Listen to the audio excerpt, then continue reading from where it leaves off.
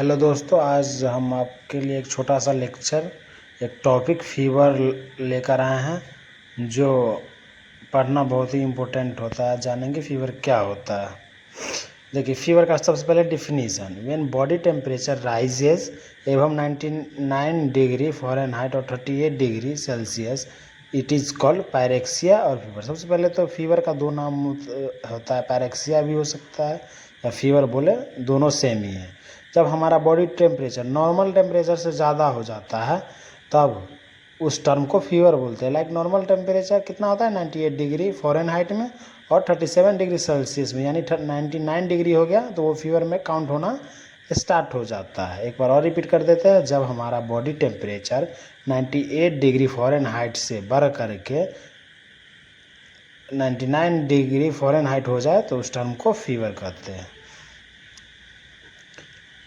अब फीवर को डिफाइन कौन किया था? सबसे पहले एक साइंटिस्ट था, उसका नाम था कार्ल रेनहोल्ड उंडरलिच, जो 1815 में वो किया था और 1910 तक उनका रिसर्च चल रहा था। Is credited with proposing one of the earliest evidence based on definition of fever, जिन्होंने अपने माने कि एविडेंस के बेस पे उन्होंने फीवर का डिफिनीशन दिया था और उन्होंने ही बताया था कि ये टेम्परेचर जो इसका किसी भी मापते हैं तो एक्सिलरी से लेते हैं।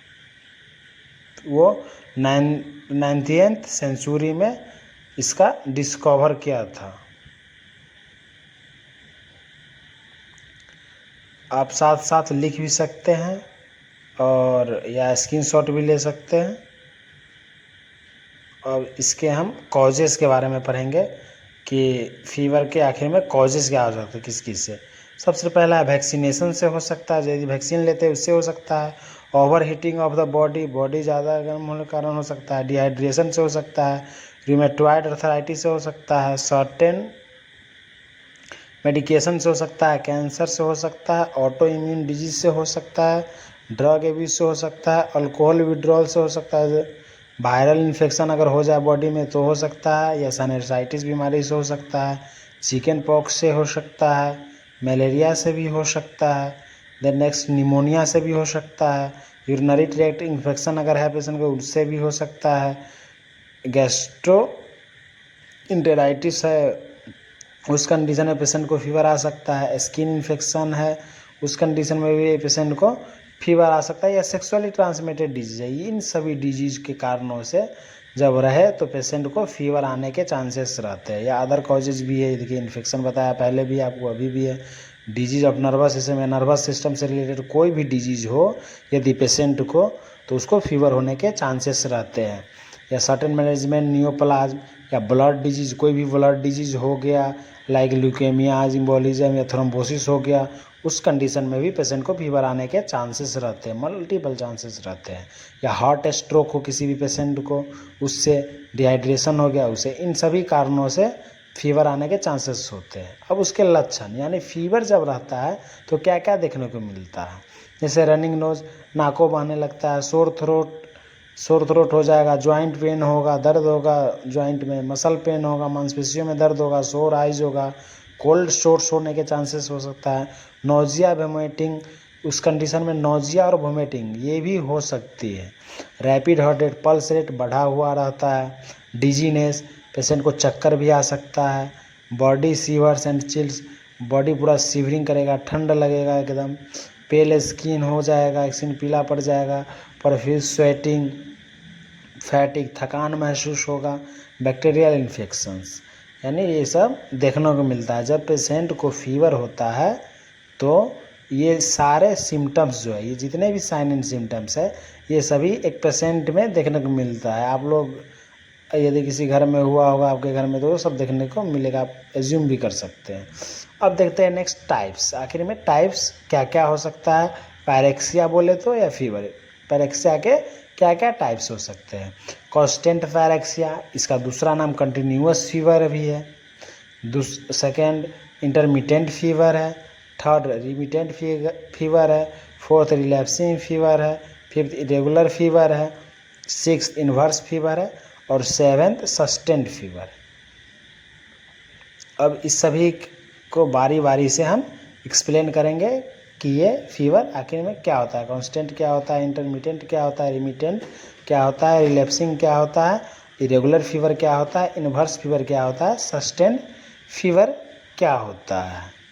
ये सभी को हम बारी बारी से एक्सप्लेन करेंगे और जानेंगे कि इसमें आखिर में क्या होता है, कितना चेंजेज आता है, बॉडी टेम्परेचर में चेंजेज आता है, ये सब हम जानेंगे। अब फर्स्ट होता है कांस्टेंट फीवर या कंटिन्यूअस फीवर जिसको बोलते हैं। इसमें देखिए क्या होता है, there is temperature varies not more than 2 degree between morning and evening and does not reach normal for a period of days और वीक। देखिए इसमें फीवर रहेगा डेज और वीक्स तक, यानी कुछ दिनों से लेकर के सप्ताह तक भी जा सकता है, लेकिन इसमें जो बॉडी टेम्परेचर होता है नॉर्मल नहीं होता है, कांस्टेंट बना रहता है, एक ही टेम्परेचर रहेगा, थोड़ा भी चेंजेस नहीं आएगा।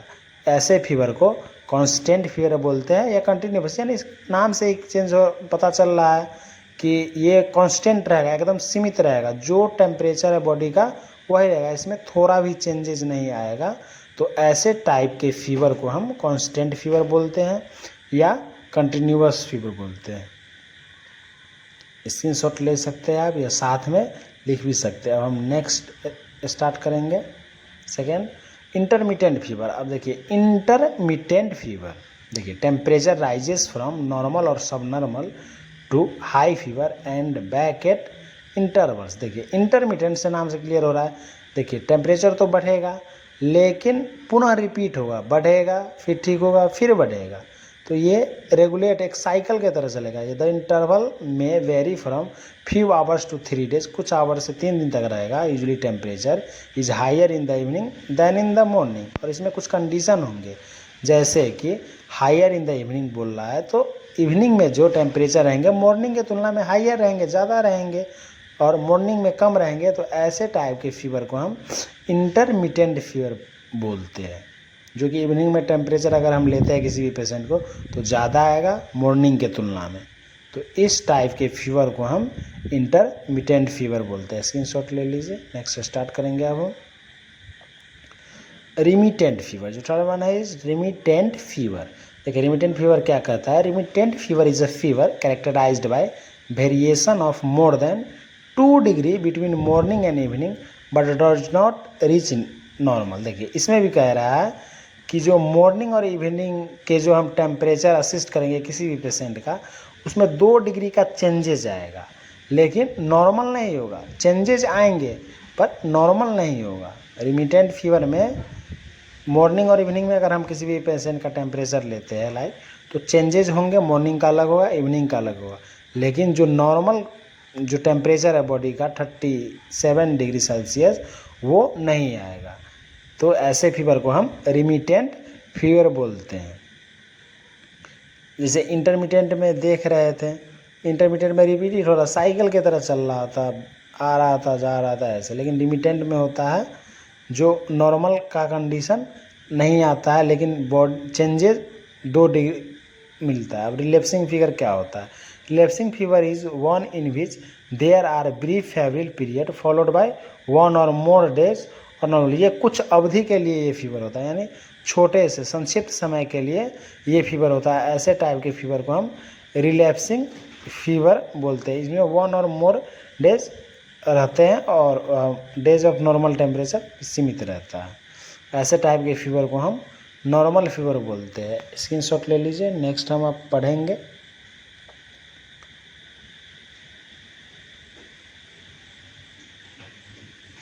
और मेनली इस वीडियो में हमने मेंशन नहीं किया, आप स्क्रीनशॉट भी लेते जाइएगा।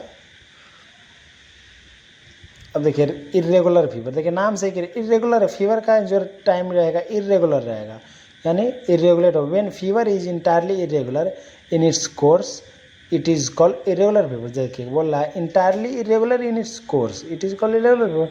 इसका टेम्परेचर जो है इरेगुलर रहेगा, कोई ये नहीं फिक्स नहीं है कि इतना ही पर रुका, कांस्टेंट टाइप का नहीं रहेगा, चेंजेस आते जाते रहेंगे इसमें। तो इस टाइप के फीवर को इरेगुलर बोलते हैं। हम बोल रहे थे कि आप लोग इस वीडियो में एक चीज़ मेंशन नहीं, आप लोग नोट भी कर सकते हैं कि टेम्परेचर एक्सिलरी से लिया जाता है, रेक्टल से लिया जाता है। Inverse fever, in this type the highest range of temperature is recorded in the morning hours and the lowest in the evening. देखिए इन्वर्स फीवर में कंडीशन है, जो हम टेम्परेचर लेंगे उसमें हाईएस्ट रेंज होगा टेम्परेचर का। कब? जब मॉर्निंग में हम टेम्परेचर लेंगे तो हाईएस्ट होगा और इवनिंग में लेंगे तो लोएस्ट होगा। ऐसे टाइप को फीवर को हम कौन सा फीवर बोलेंगे? Inverse fever. अगर मॉर्निंग में टेम्परेचर लेते हैं तो जो टेम्परेचर आएगा वो हाईएस्ट आएगा और इवनिंग में जो लेंगे वो लोएस्ट आएगा। Which contrary to that found in the normal course of fever. Sustained fever देखिए क्या होता है।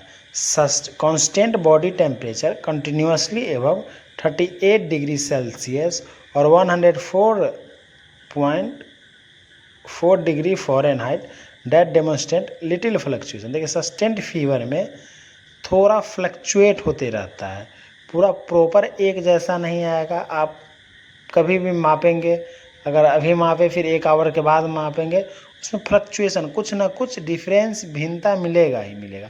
जैसे अभी अगर मेज़र कर रहे हैं तो 38 डिग्री सेल्सियस मिला, फिर अगर 1 आवर के बाद कर रहे हैं तो फिर कुछ चेंजेस मिल रहा है, 39 हो जा रहा है, तो उसमें फ्लक्चुएशन मिलेगा। तो ऐसे टाइप के फीवर को हम सस्टेंड फीवर कहते हैं। स्क्रीनशॉट ले लीजिए। अब हम इसका ट्रीटमेंट देखेंगे। अब देखिए इसका ट्रीटमेंट कैसे कैसे किया जाता है। प्रॉपर मेडिकेशन से हम ट्रीटमेंट कर सकते हैं। अपने नज़दीकी डॉक्टर से सलाह लेकर के हम मेडिकेशन दे सकते हैं। Drink plenty of liquid, avoid alcohol को अवॉइड करना है, प्लेंटी लिक्विड लेना है। यूज़ टू ब्लैंकेट यूज़ करना है, और इससे ज़्यादा भी हम ब्लैंकेट यूज नहीं कर सकते, नहीं तो और सारे समस्या होने के चांसेस हो सकते हैं। और dab yourself with the tab, और उसको हम पट्टी दे सकते हैं पानी में भिगो करके ड्राई, जिसको हम कोल्ड एप्लीकेशन प्रोवाइड कर सकते हैं। ये सभी है, और नज़दीकी डॉक्टर से सलाह लें। थैंक्स फॉर वाचिंग दोस्तों। ये वीडियो कैसा लगा आप लोग कमेंट सेक्शन में बताएं।